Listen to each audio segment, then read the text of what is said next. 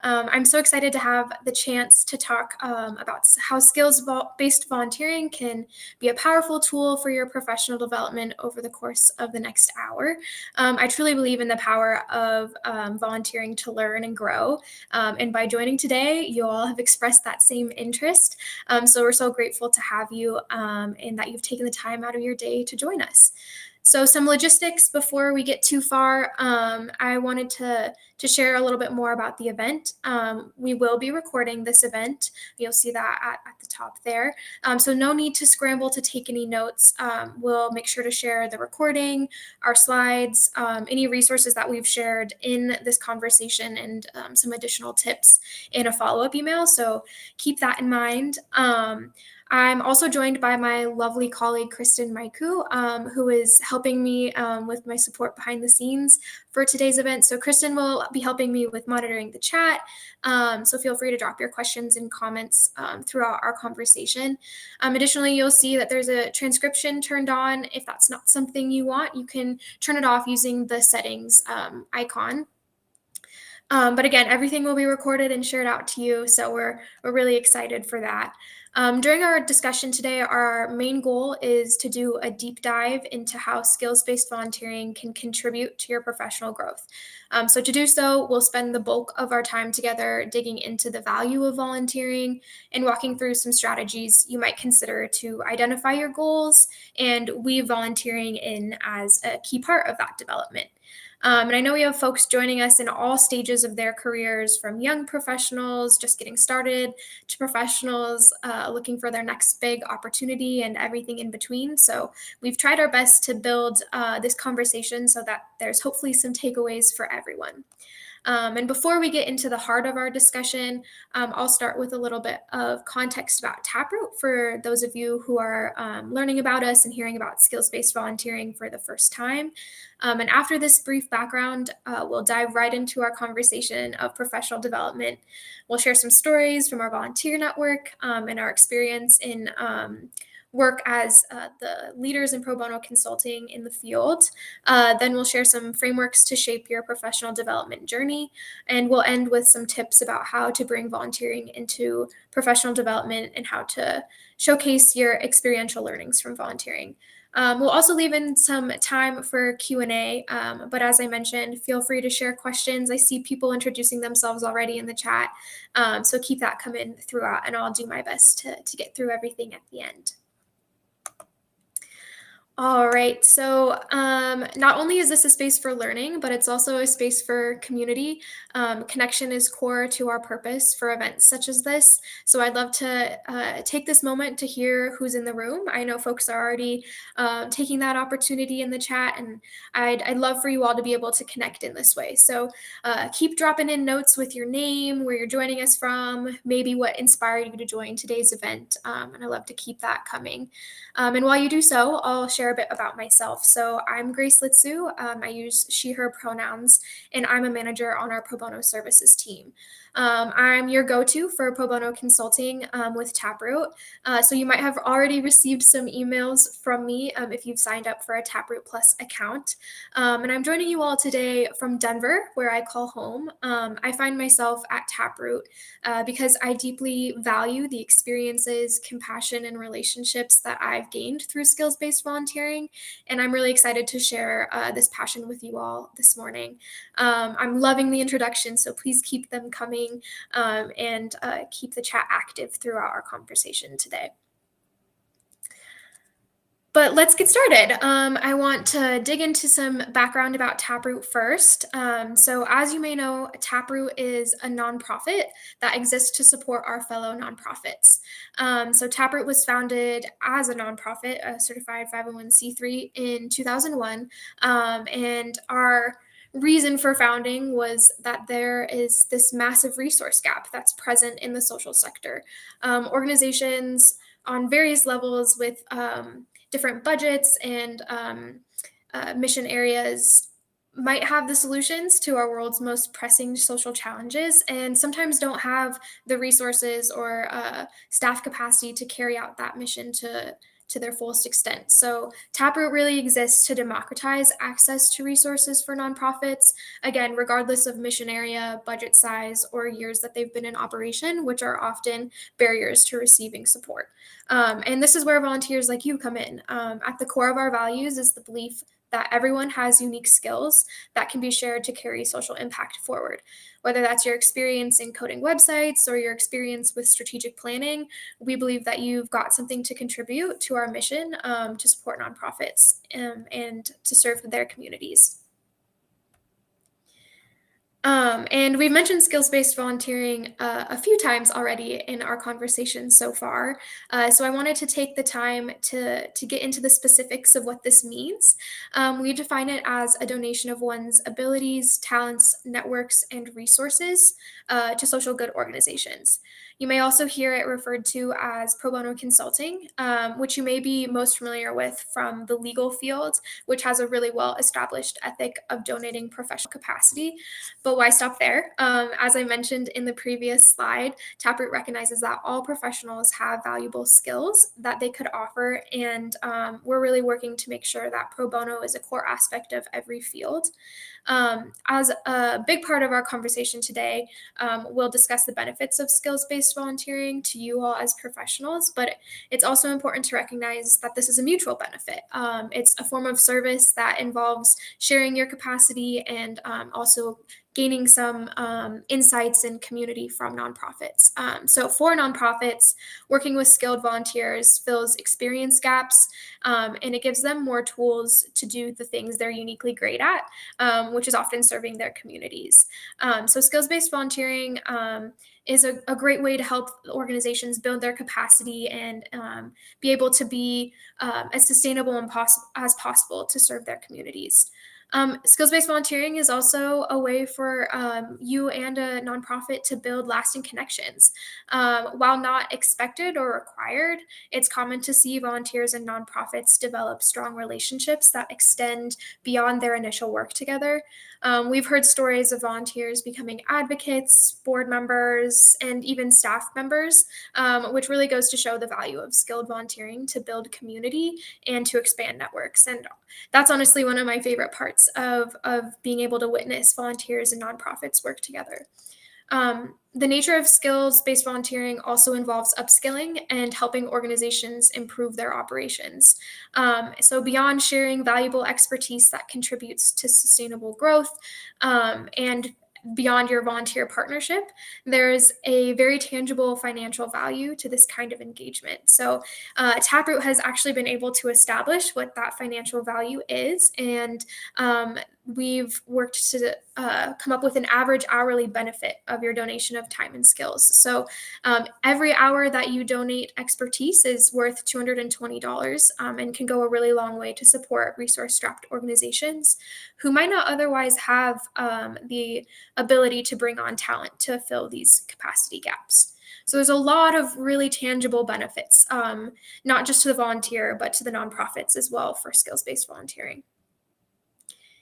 And if you're someone who processes things a little bit more through numbers, we wanted to also share an overview just to illustrate how skills-based volunteering, how impactful volunteers have been to skills-based volunteering. So across Taproot Foundation, we've engaged over 40,000 volunteers in our programming.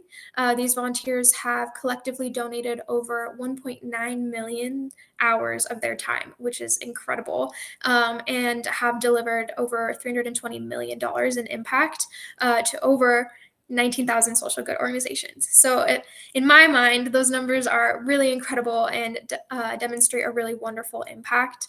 Our virtual volunteer program platform, Taproot Plus, has over 400 virtual and occasionally local opportunities, which are added daily, and we're always encouraging nonprofits to post their needs on that site for you all to respond to. And I think this really shows our commitment to mobilizing passionate individuals to serving social good organizations and making lasting changes.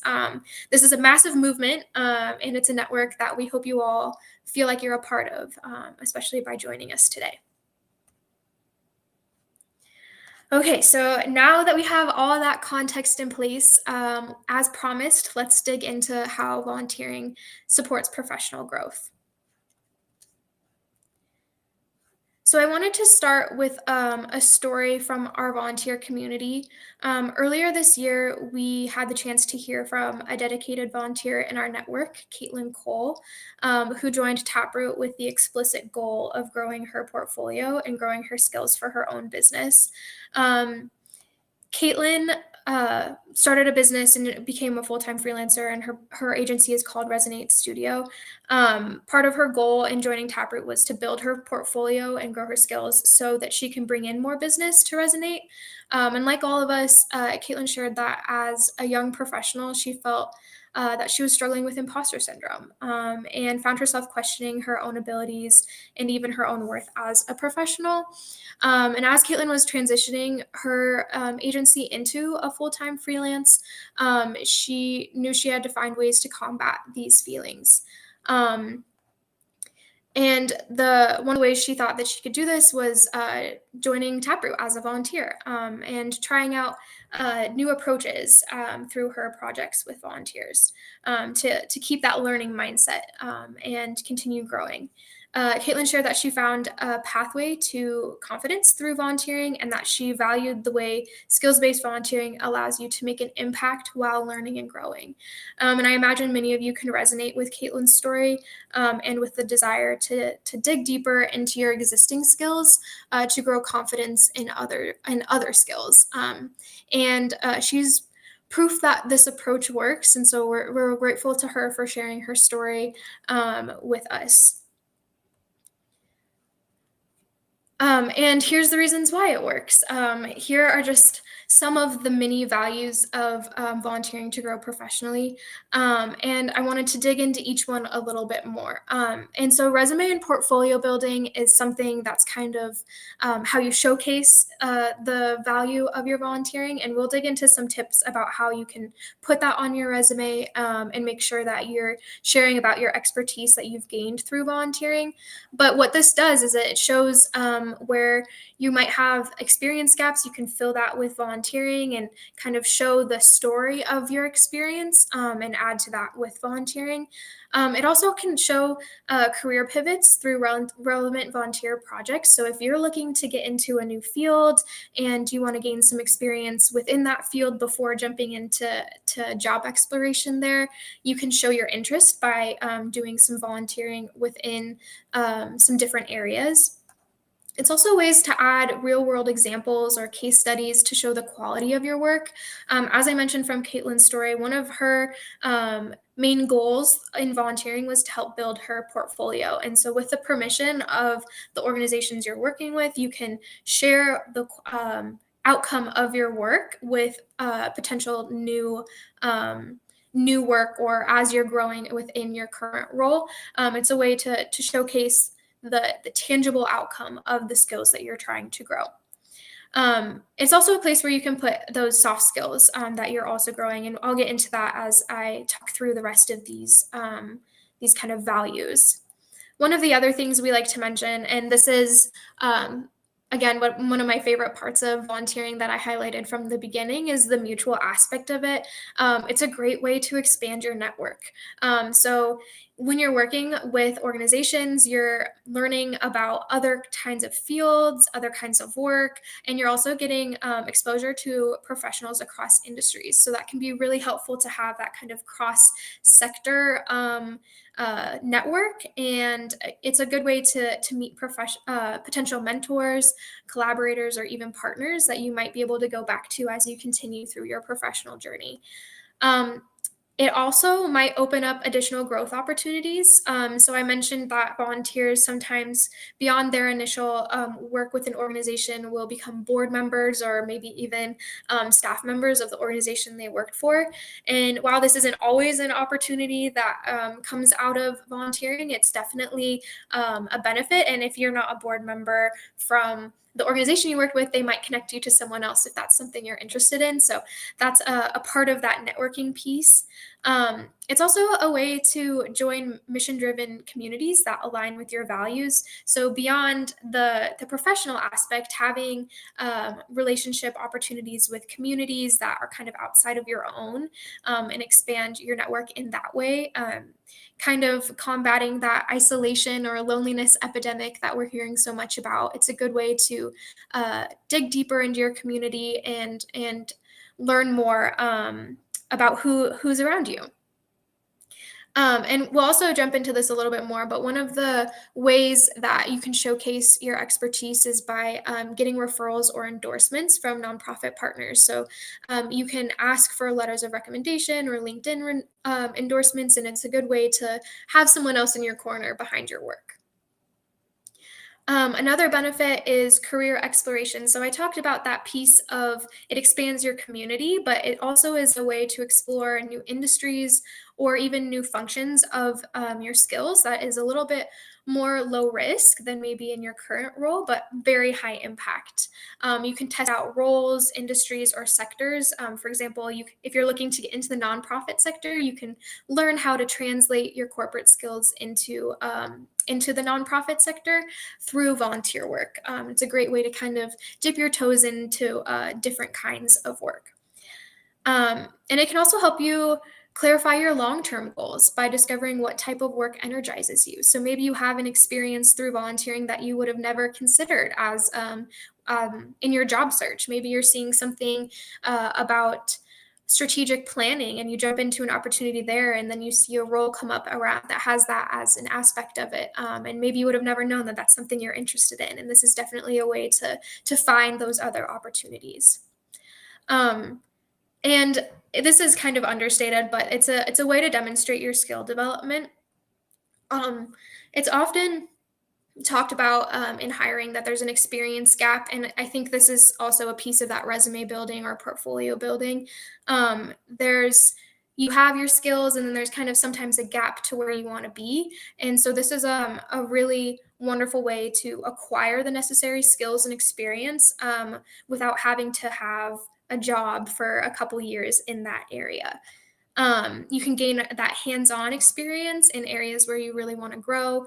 And it's also a way to build not only your technical skills, but also those to demonstrate those soft skills and continue to build those. So things like collaboration, empathy, people skills, your well-roundedness, those are things that are definitely grown through volunteering. It can also help you build independent leadership. So, things that you wouldn't maybe be able to do in your current capacity at your job, like creating plans, project managing independently from initiation to completion, or even just taking on leadership roles. Those are things that you might not be able to do in your paid position, but things that you could grow in through volunteer capacity.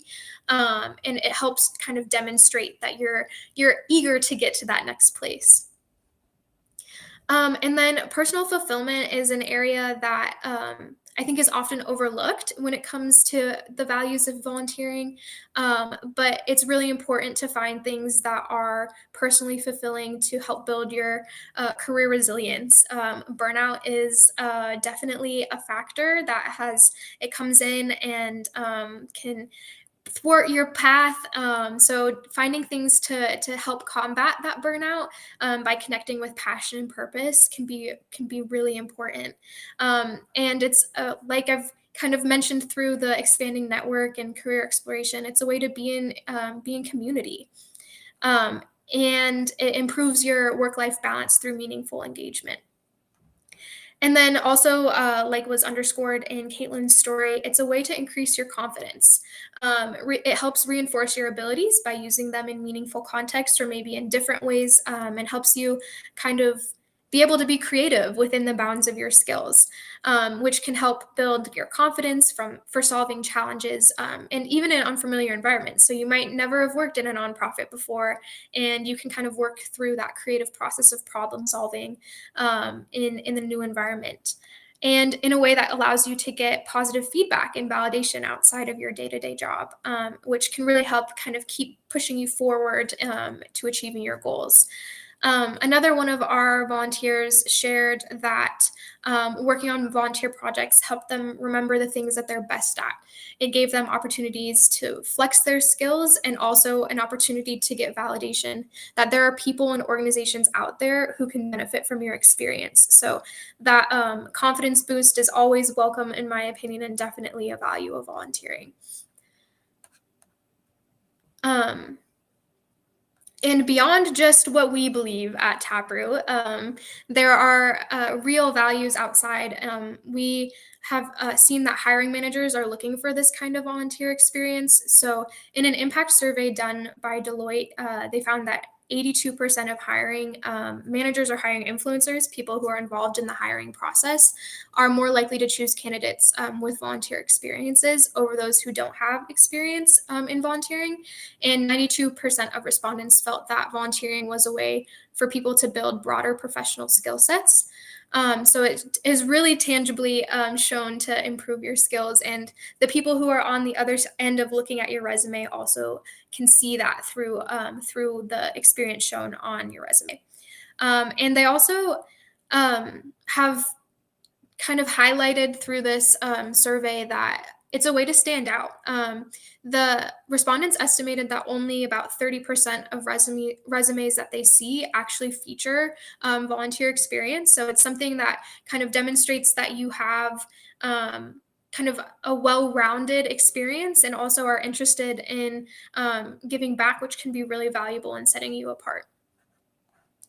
Taproot also worked with Deloitte to dig into the value of pro bono, and Dr. Terry Cooper, who is the former vice chair of internal DEI at Deloitte, created this framework called the 6 signature traits of inclusive leadership, which is what you're seeing above on the screen here. And this framework defines inclusive leadership through 6 traits, which are commitment, courage, cognizance of bias, curiosity, cultural intelligence, and collaboration. And while companies experiment with many different methods to develop these characteristics, pro bono service has emerged as an impactful growth opportunity for cultivating inclusive leaders. And this is, from the corporate perspective, it can be valuable on multiple levels. And so demonstrating that you've kind of engaged in pro bono can help demonstrate your desire to be a leader, especially an inclusive leader. And it's a reason, it's a thing that people look for when they're developing their culture of inclusion. So with all of that context and the value of volunteering in mind, I wanted to share a few frameworks that could help you strategize and really put a plan in place to utilize this powerful tool for development.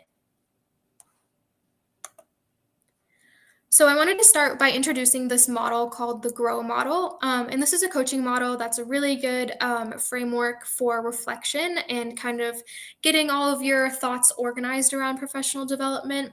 So GROW is an acronym, and it kind of fits with this idea of growing through giving. So starting with the G, G is for grow. It's where you start with defining what you want to achieve. So what are the things that you're hoping to work towards? And then R is reality. So we need to think about where are we currently at, explore your current situation and current context. And so you're kind of placing your intention of where do I want to get to and where am I at? So you're setting your endpoints there. O is for options, and this is where you get to lean into your brainstorming and figure out what are the ways that I want to bridge my gap from my reality to where I want to be. And then W is for way forward, and this is kind of your action planning, or it's how you're taking those options and putting them into tangible actions you can take to get from the beginning to the end. And I've really enjoyed looking at this from a journaling perspective. If you're someone who likes to sit down and take some time to reflect, this has been a really helpful way, in my experience, to put all my thoughts into a place and kind of begin to lay the groundwork for goal setting. Another thing that you might consider as you're establishing your G and your R, so your grow and your reality, is mapping your current skills. So it can be helpful to identify where you're at versus where you'd like to be. And one way to think about this is to identify your current skills, which are demonstrated maybe in your current job description or in your current portfolio, and really be thoughtful about like lining them out and listing them as they are currently.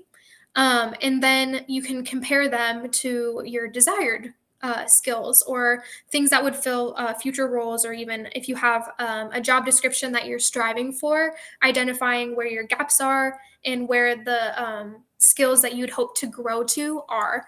And so, some questions that can be helpful to really lay out this map of your skills, starting with what skills have you demonstrated? What are things that you can if you were writing your resume, you could write, really feel confident about writing like a line about including metrics of things that you've been able to accomplish while you've demonstrated those skills. And then on the other side of that growth side, what are skills gaps that you need to fill to get where you want to be in terms of your desired end? So that's kind of the list where you want to think really big about what you're hoping to accomplish, and it helps visualize the G and the R, where you're at versus where you want to go.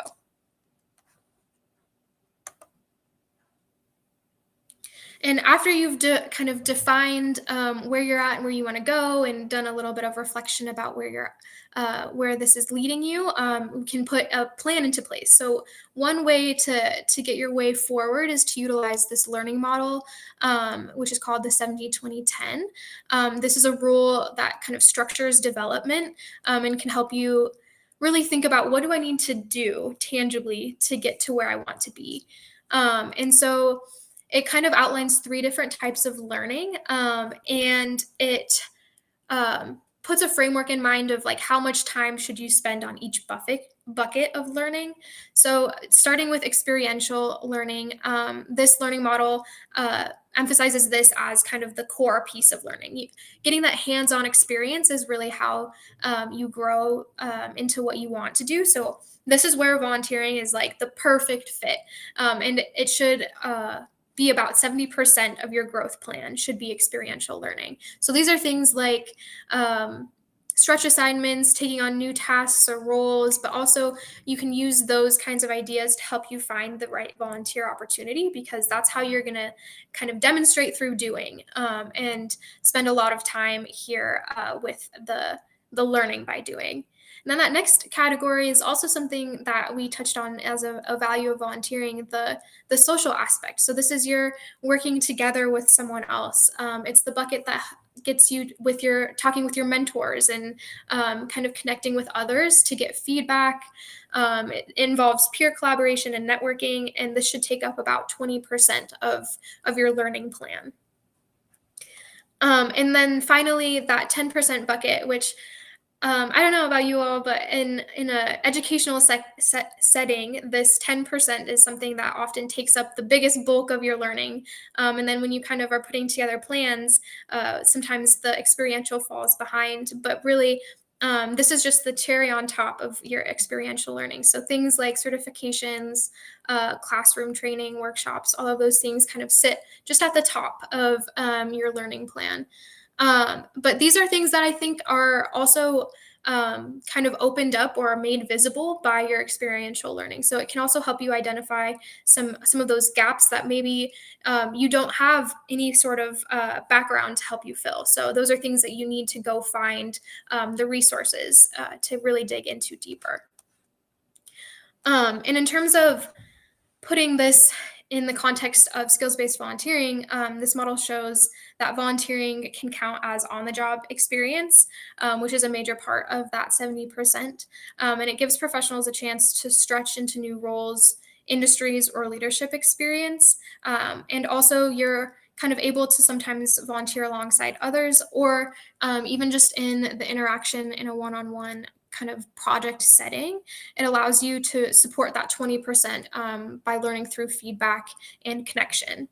And then it can also, like I mentioned, complement that formal learning piece, which is really just kind of at the top here. So I hope this is a helpful framework to kind of putting that grow and your background reflection into action. And then I wanted to get into this piece of like, now you have a plan in place. How do you put it into action by talking to your manager, which can often be kind of a scary topic to bridge. So we have some tips that I wanted to get into about how to bring up this conversation. And then also I wanted to talk about how do you showcase it. So once you feel like you've started to demonstrate things, how do you begin talking about it? And how do you get it in front of the people that you want to see are you're doing these things? Okay, so some tips for making the case for pro bono. So if you're trying to build it into a plan in your day-to-day job with your manager, or you're trying to talk about how this is valuable to others, I think it can be helpful to kind of put in a couple things in place as you're talking through it. So you've created your goals, and you always want to tie any actions you're taking in terms of volunteering towards those professional goals. So, for example, if you are hoping to grow in your marketing skills, maybe you want to learn more about social media marketing. You have some experience in it, and you're hoping to kind of take more of a lead, and be more of a like manager of content. You might build that goal in, and then when you're talking to your manager, make sure that you demonstrate how doing a social media project on Taproot Plus, or in another volunteer capacity, could help you grow towards that tangible goal.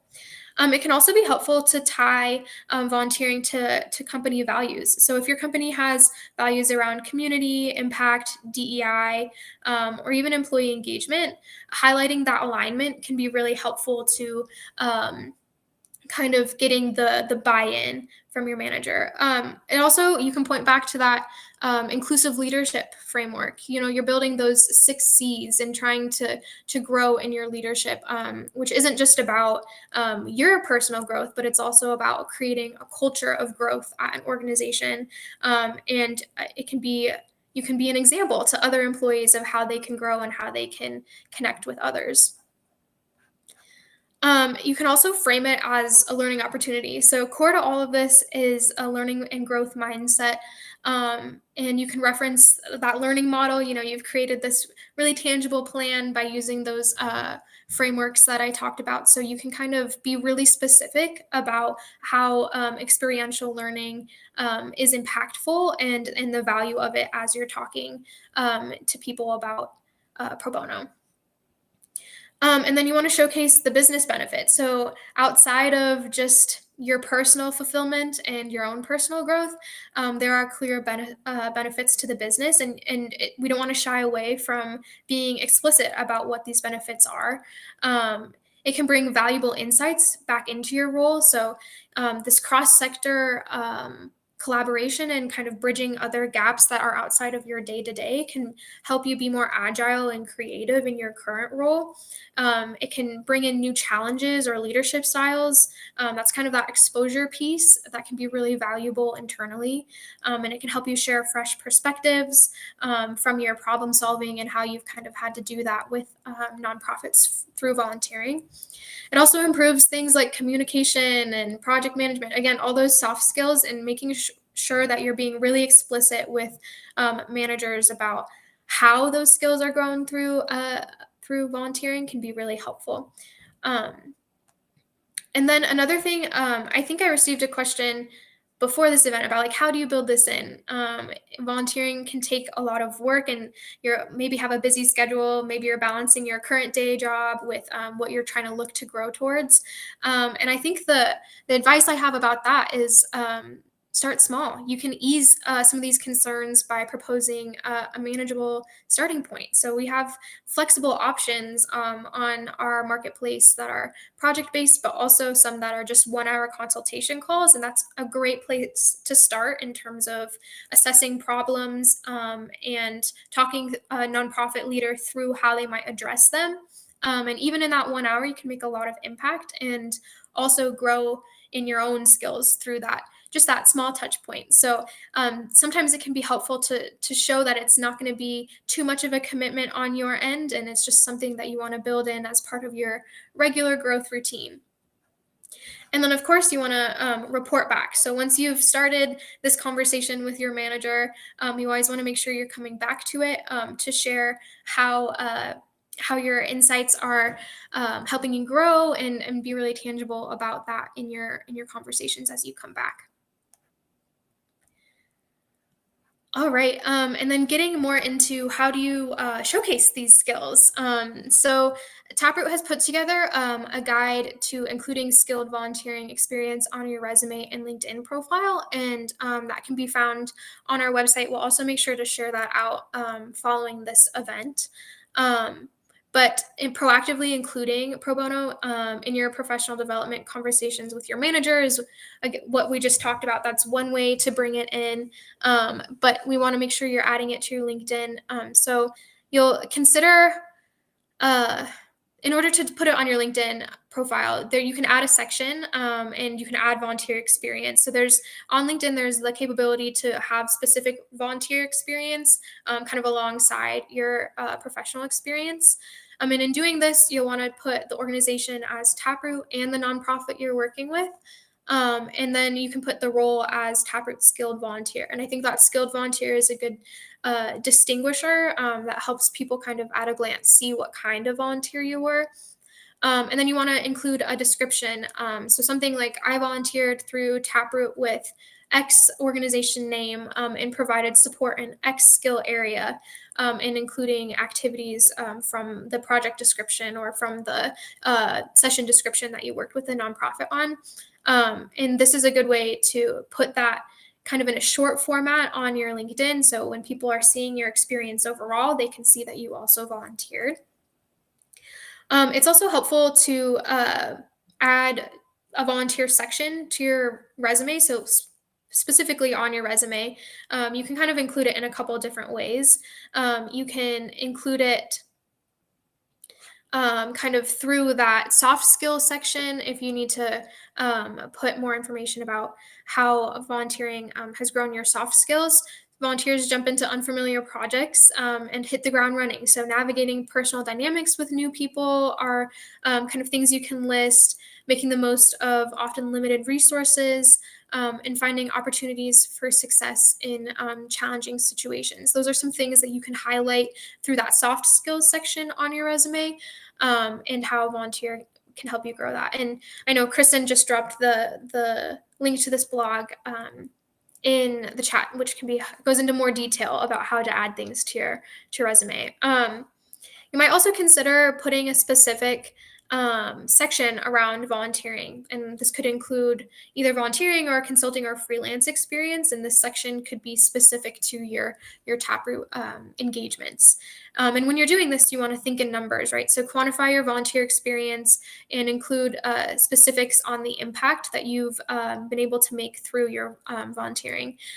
So this is something that I encourage you all to, as you're working with nonprofits, be really explicit about asking. If you've completed a project, go back to that nonprofit and ask that partner to share more about the project successes, how the project deliverable was implemented, how it's helped them move things forward. And those are stories and narratives that you can highlight in your resume for sure, and in interview experiences. It's also a great place to highlight leadership and organizational skills. So think about how you managed a project. Think about that problem solving. Did you present an implementation plan or deliverable? And so that's kind of your speaker skills, and also how you talk through the work that you've done. If you created the project timeline and did project management, which is a crucial aspect to bringing volunteer projects from the beginning to the end, these are things that are demonstrated leadership and organizational skills that are really valuable adds on your resume. And then I mentioned earlier, you might even consider asking for a professional reference. So you've worked with these nonprofits in a professional capacity and done tangible work with them, and they can vouch for your experience. So don't shy away from asking them to endorse you again on LinkedIn, or to kind of talk about your experience in a letter of recommendation. Obviously, you'll have to kind of be explicit about this upfront and make sure that you're really responsive to feedback throughout your work with a nonprofit. But as you've worked through challenges with them, you probably build relationships, and those can carry forward, and they can become advocates for your skills as much as you're advocates for them. And so those are kind of my overview about promoting your skills-based volunteering service. Definitely more to dig in there, but really it's something that I feel you should all be proud of. You engage in this and you take time to do it. And so at Taproot, we encourage you to not shy away from the value add of volunteering. It's not just something that's truly from a space of altruism. It's a space to grow and have that impact. Those things can happen together, and we really stand behind that. All right, so that's kind of the end of my formal presentation here. I hope there was some bits and pieces that were helpful for everyone. I know we have about 20 minutes now for questions, and I've seen some come through. So I really want to dig into those, but I also want to honor the questions that were submitted ahead of time. So I'll start there, and then I'll kind of dig into the questions that were submitted through the chat. Okay, so and as I'm talking through these, feel free to continue to submit more. I'm happy to address as many as I can. So one of the questions that was pre-submitted is, what if your skills don't align 100% with an opportunity? Should you still apply? And the simple answer is absolutely, the most emphatic, absolutely possible. I think this is where that imposter syndrome sometimes comes in, especially as you're reading through a project description on our site, or even outside of the volunteering context. I know this happens often when you're reading job descriptions or kind of thinking about roles that you might fit into. The question is often well, I have a lot of these skills, but I don't have all of them. And I would really recommend that shouldn't be a barrier for you all to kind of taking that leap to apply, and apply with confidence. You have something to offer. And so that is something I would encourage you all to lean into, and kind of talk through that. But you can also be honest about, here are the areas where I'm still growing. And I hope to, here's how I'm going to grow through this process, and be honest about that and upfront. So the answer is yes, apply, feel free to apply, and feel confident in doing so. Another question we got in advance was how do you balance your day job and your volunteering? And I think this is where you want to be really upfront and communicative about your timeline. And if you are taking on a project versus a 1-hour consultation, which is that kind of short touch brainstorming, problem solving with an organization, think about, if you have 2 weeks, if you have 12 weeks, if you can dedicate maybe 1 to 2 hours a week versus 3 to 5, and be just really upfront about that as you're starting to work with an organization, because they're eager to have your support. So they'll want to be as accommodating as they can. But I often think about volunteering as part of your routine. So as you're kind of thinking about your full day, or maybe you want to do it once a month, building it into that routine from kind of the beginning points of your scheduling is a good way to make time for it, and really make sure that it comes within that busy schedule. And we also put together a blog about how do you fit this into your busy schedule, and I'm sure Kristen will share that after as well. And one of our questions was around a sector change. So we talked a lot about this throughout our conversation, but there's often some hesitancy about translating corporate sector experience to the nonprofit context. And it's important to acknowledge this, that they are different, but I think we should lean into it. And that's part of the growth aspect of these volunteering experiences. And I know that that can kind of come with a little bit of hesitancy or discomfort because it doesn't exactly fit the mold of what you've been doing previously or what you've done in the past. But I think my advice for translating corporate sector experience to the nonprofit nonprofit context is just to be really curious and to lean into asking questions. The nonprofit is the expert in their work. They come with their experience of their community, their mission, their operations as they exist. So asking questions about those can be really helpful to helping you think about what do my skills look like in contributing to this context.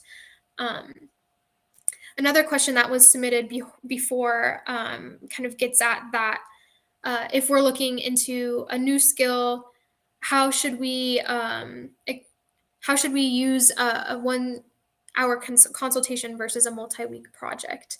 And I think they serve different purposes. So you want to be intentional about what kind of skills you're looking to grow. And I think 1 hour consultations are perfect for kind of the bird's eye view level of a problem solving challenge. So a lot of these examples, nonprofits will post like, I have this challenge and I'm just looking for a sounding board, or I'm looking for someone to give me resources to help me get to that next place. And this is a really good chance to build your on the fly problem solving skills. It's a good way to brainstorm in a collaborative kind of way with a nonprofit.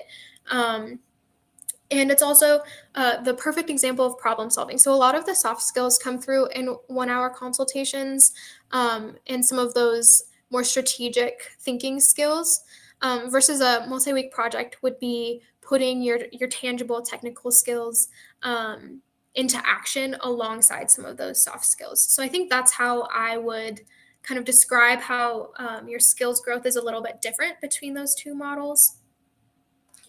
Another question, how do you gain new experience in a new field or with new skills? So we do recommend that as a consultant, we want you to be able to confidently and independently consult. So that does require some background knowledge in an area. This is a good distinction and a good point of volunteering might not be the place for you to jump into Salesforce experience for the first time, having never worked with a CRM before. So you might want to do some this is where that 10% of the learning model comes in. Sometimes you recognize that you have a complete gap of knowledge, but you know that there's something there that you want to grow in. So starting with some articles, some trainings, or some other resources before jumping into a project can be really helpful. I think that's a good note about that learning model. Sometimes you'll jump right in with the 70%, right? You know that you have some experience maybe from that education system. Maybe you have some experience about fundraising and you're just looking to demonstrate it. And that's where, you continue to grow through that 70%. But sometimes it comes the other way around where you've been working and growing your experience through doing, and you realize, here's an area that I don't have any experience in. That's where my gap is. And I wouldn't be able to grow this skill from scratch through experience. And that's where you might need to dig into the background context a little bit more first.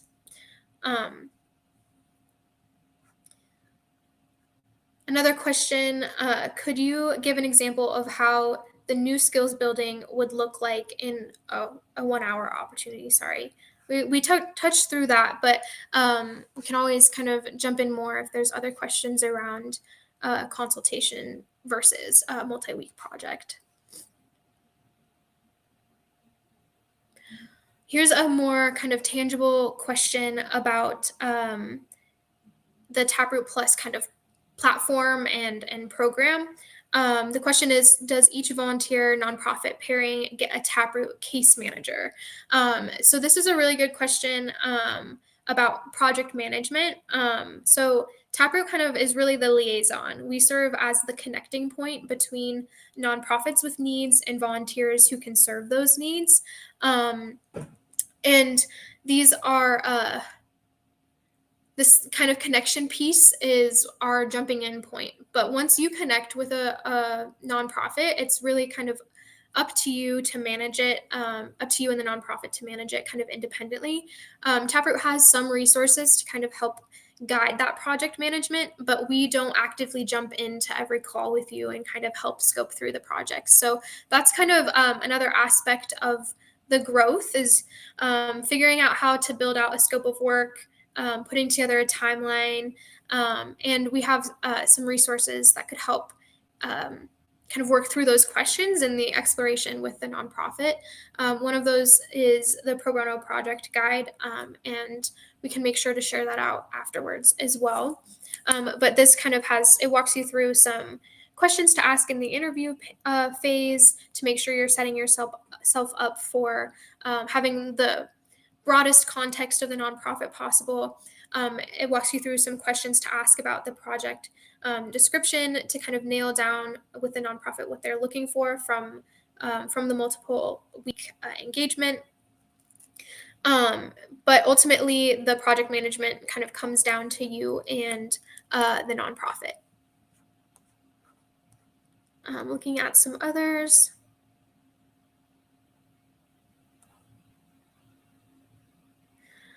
This is a kind of also specific question about the nature of the 1 hour consultation. So the question is it typical for 1 hour consults to lead to the nonprofit asking for kind of big unpaid projects, like redoing their website for them? So, and this is a good question because I think it brings us to the point of talking about the difference between the 1 hour calls and the multiple week engagements. In those 1 hour calls, there's no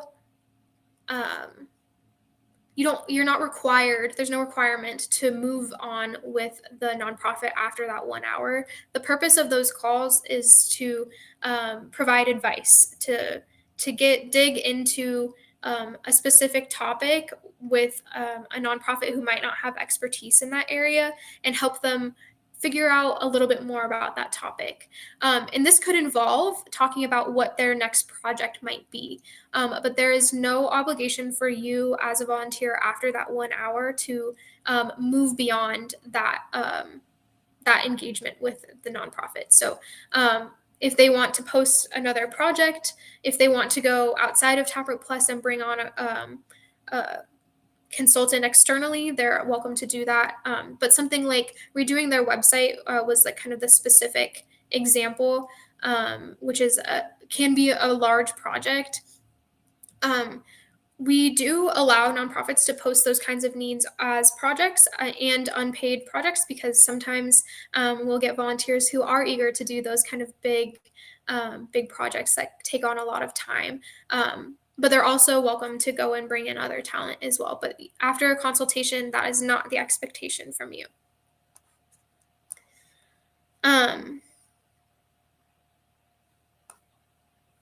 Another question, does Taproot typically have a shortage of volunteers or project opportunities? And I really love this question because I think it's really kind of interesting when it comes to a Taproot Plus as a marketplace. And so we see it as kind of, there's a supply side, which is volunteers and the people coming in to support nonprofits. And then there's a demand side, which are the nonprofits posting projects and opportunities to engage in for support. And this kind of ebbs and flows throughout the year, like the needs change from the nonprofit side. So you might see closer to the end of the year, November, December, that nonprofits are really ramping up their marketing because December involves Giving Tuesday, and they want to bring in a lot of donor dollars on that day. So they might be looking to kind of amp up their campaigns to their network and might want to work with a marketing volunteer to help support those efforts. So that's kind of an area where we would maybe need more marketing volunteers at that time of year to support that influx of need. But there's also times where maybe nonprofits aren't focusing on a need. For example, sometimes HR can fall into the to the backside because we're more focused on our immediate challenges rather than some of those employee engagement pieces or change management pieces. And that's where there might be kind of a shortage of projects for the volunteer side. And Taproot is really aware of this ebbs and flows, and we are kind of constantly working to make sure that there's an equilibrium on our marketplace. And so what we do to kind of fill these gaps is we have webinars like this for our nonprofit network about how they could utilize skills that they might not be thinking about using. So we've had a lot of HR related webinars where we kind of specifically focus on bringing in that kind of expertise and filling that gap. And then we've also kind of started to work more in community partnerships. So to make sure we're supporting gaps on the nonprofit side, making sure that we have a really, really strong network of volunteers ready and available to come in, even if they're like in demand skills, or even if they're skills that are used a little bit more seasonally, like maybe that marketing campaign skill. And this next question is about specific applications on Taproot Plus. So what the different kind of statuses mean on applications. So there's accepted, confirmed, and matched. So let me take a step back here. When you apply for a volunteer opportunity, that application goes to our nonprofit for review. And when that happens, that application will be listed as applied on your dashboard. When the nonprofit reviews and they receive an email when you apply, so that's like once it's applied, it's on the nonprofit to look through it and decide how they want to move forward. The next step for both you and the nonprofit after the application is received would be to schedule a project interview. And this interview is a 30-minute conversation that just digs into what the project is and helps kind of provide an introduction between you and the nonprofit. When this interview is scheduled, that's when the application is in confirmed. So confirmed means that you are waiting to talk to the nonprofit and you have that time scheduled. After you talk with the nonprofit, and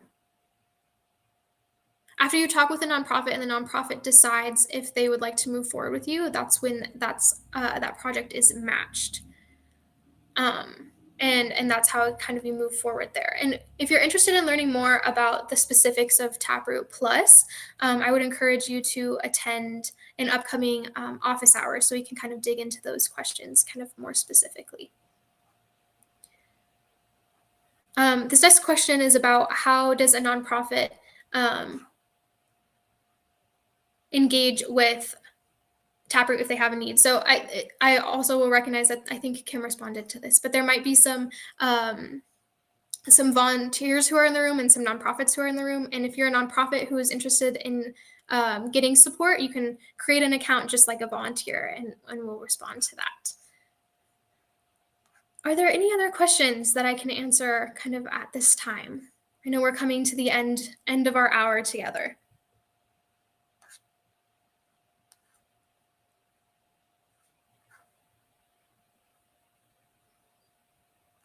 And it's never a speak now or forever hold your peace. You see the help desk email on the screen here, and you'll receive our contact information in a follow-up. So you're definitely welcome to reach out to us at any time. I'm really happy and excited that you're all interested in volunteering with Taproot, and I hope this has been a helpful discussion, and I really appreciate you all joining, but I'm here to support you through your volunteer journey. So please reach out if you have any challenges, and I'd be happy to be a support to you all, but really appreciate you all joining and hope you have a lovely rest of your Thursday and the rest of your week. Thank you all.